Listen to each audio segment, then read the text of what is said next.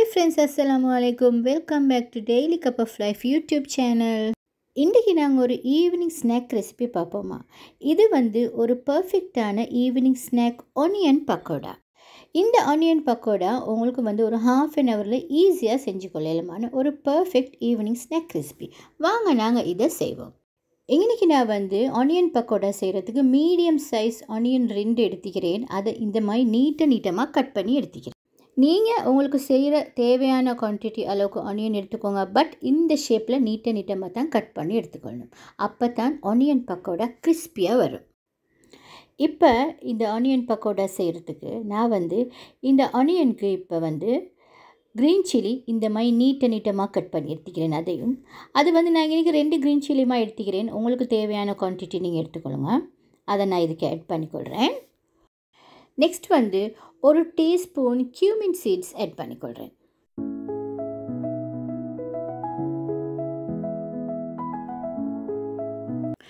இப்போ நான் இதுக்கு தேவையான அளவு சால்ட் ஒரு ½ டீஸ்பூன் மாதிரி சால்ட் ஆட் பண்ணிக்கொள்கிறேன். சால்ட் கொஞ்சம் தூக்கல் ஆகிக்கணும். அப்போ தான் பக்கோடா சூப்பர் டேஸ்டி ஆகிக்கும்.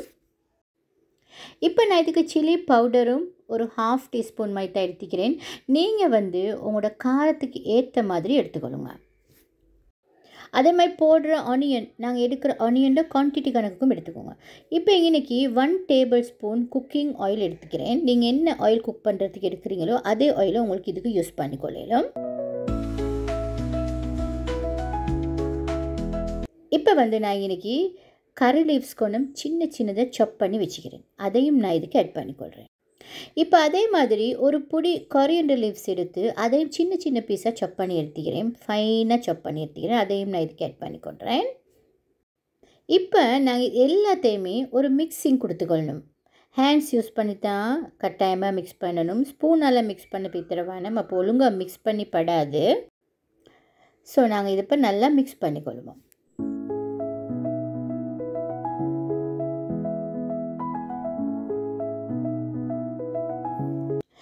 இப்போ இதை நாங்கள் மிக்ஸ் பண்ணிக்கொண்டோம்.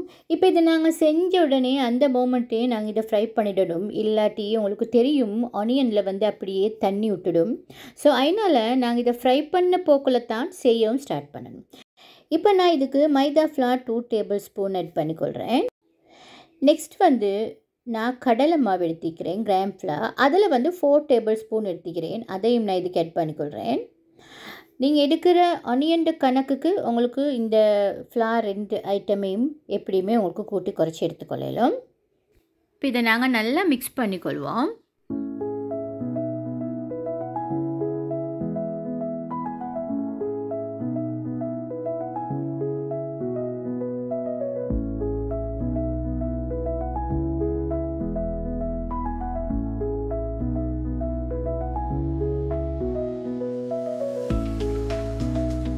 இதுக்கு நாங்கள் ஆட் பண்ணிக்கிற ஃப்ளார் எல்லாம் எப்படியுமே அடுக்கி போய்த்துக்கொள்ளும். ஸோ அதனால் இதை நல்லா நாங்கள் பெரட்டி நல்லா மிக்ஸ் பண்ணிக்கொள்ளணும்.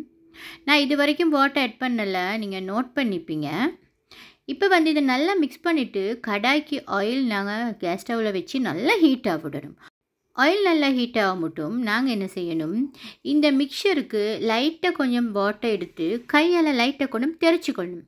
ஒரே மிக்க ஆட் பண்ணிட்டு படாது, லைட்டாக கொஞ்சம் 2-3 துளி கையால் தெரிச்சிக்கொள்ளணும். ரீசன் நாங்கள் அதை பக்கோடாவை பிடிக்கிறதுக்கு இதை மிக்சர் மிச்சமே ட்ரை ஆகிக்கிற மாதிரி உங்களுக்கு விளங்கிச்சுன்னு சொன்னால் நீங்கள் வாட்டர் இன்னும் கொஞ்சம் ஆட் பண்ணிக்கோங்க. அப்படி இல்லாட்டி ஒரு அளவு வாட்டர் ஆட் பண்ணால் போதும். பட் நல்லாவே நினைவில் வச்சுக்கோங்க, நீங்கள் கேஸ் ஸ்டவ்வில் நீங்கள் ஆயிலை நல்லா ஹீட் பண்ண மட்டும் தான் இந்த வேலை செய்யணும். ஏன்னு சொன்னால் ஏர்லியாகவே வாட்டர் எல்லாம் மிக்ஸ் பண்ணி வச்சுட்டிங்கன்னு சொன்னால் அப்படியே நல்லாவே வாட்டர் கூடிரும். ஸோ அந்த லெவலுக்கு நாங்கள் கொண்டு வரக்கூடாது. இப்போ பாருங்கள், இப்போ சரி, இப்போ நல்லா ஹீட் ஆகிடுச்சு ஆயில். அதே நேரத்தில் இந்த பக்கோடாவை ஆட் பண்ண போக்களையும் நல்லா ஆயில் ஹீட் ஆகி நாங்கள் செக் பண்ணிக்கொள்ளவும் வேணும். இப்போ இதை பாருங்கள், ஒரு அளவு ஒரு புடி அதில் எடுத்துக்கொள்ளணும். எடுத்து அப்படியே வச்சுக்கொள்ளணும். ஆயில் நல்லா ஹீட்டாக வீழ்ந்தால் தான் இது பிரியாது. ஆயில் ஹீட்டாக வாட்டி எல்லாமே பிரிஞ்சிடும். ஸோ அதனால் இந்த மாதிரி நாங்கள் வச்சுக்கொள்ளணும்.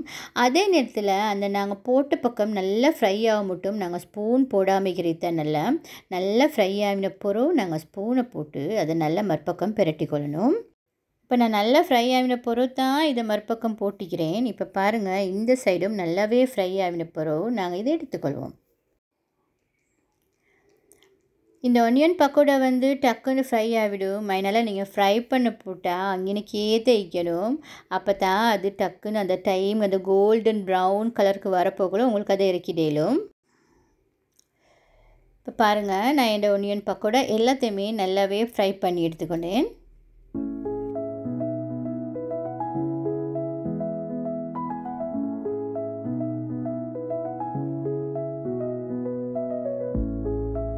ஃப்ரெண்ட்ஸ், இந்த ஒனியன் பக்கோடா சூப்பராக ரெடி ஆகிடுச்சு. இது ஒரு பர்ஃபெக்டான ஈவினிங் ஸ்நாக். நீங்களும் செஞ்சு வீட்டில் சாப்பிட்டு பாருங்கள். உங்களோட குட்டீஸ்க்கு நிச்சயமாகவே பிடிக்கும். ஃப்ரெண்ட்ஸ், இந்த ஆனியன் பக்கோடா ரெசிபி உங்களுக்கு பிடிச்சிருந்துச்சின்னு சொன்னால் நீங்கள் உங்களோட ஃப்ரெண்ட்ஸோட வாட்ஸ்அப்பில் ஃபேஸ்புக்கில் நீங்கள் ஷேர் பண்ணிக்கோங்க. அதே மாதிரி இந்த சேனலில் நான் போஸ்ட் பண்ணுற ரெசிபி வீடியோஸ் உங்களுக்கு பிடிச்சிருந்துச்சின்னு சொன்னால் நீங்கள் மறக்காமல் டெய்லி கப் ஆஃப் லைஃப் சேனலை சப்ஸ்கிரைப் பண்ணிக்கோங்க. இதே மாதிரி இன்னொரு சூப்பரான ஹோம்மேட் ரெசிபியோடு உங்களை சந்திக்கிறேன். Have a nice day.